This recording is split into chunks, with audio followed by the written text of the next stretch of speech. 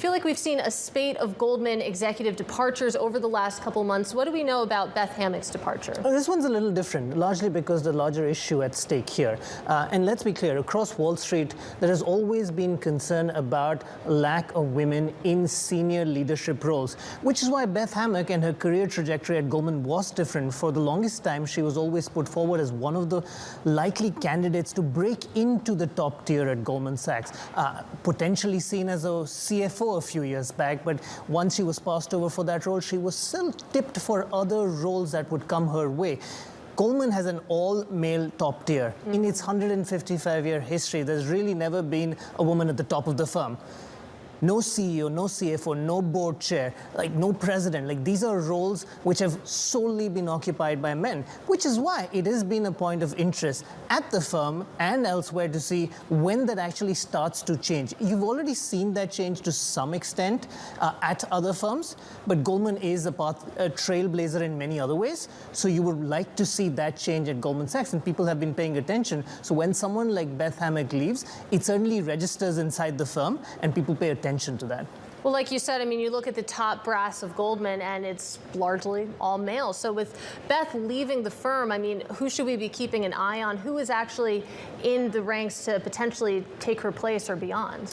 This issue has resurfaced at Goldman recently only because just last month they created two different committees. Goldman is a place that loves to operate by committees, and they, inside their investment bank, across their trading division, across the banking division, really the two critical businesses at Goldman Sachs, what it is known for, they created a group of emerging leaders who would have a say in the running of the firm. That's 25 executives. Only 3 of them were women.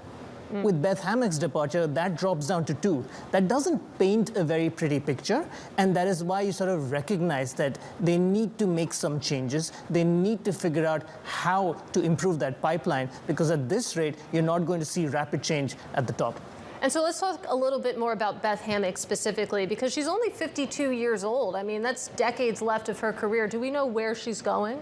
From what we can gather right now, she'll probably take a beat. She'll figure out what she wants to do next. But if you spend 30 years at a place like Goldman Sachs, you can be rest assured that there will be a lot of people in the market who would be keen to have you at their firm. This is a story that's repeated at Goldman Sachs every year, on cue, each and every single year. Beth Hammack had been there for 30 years, started in the trading division, or at least grew rapidly within the trading division.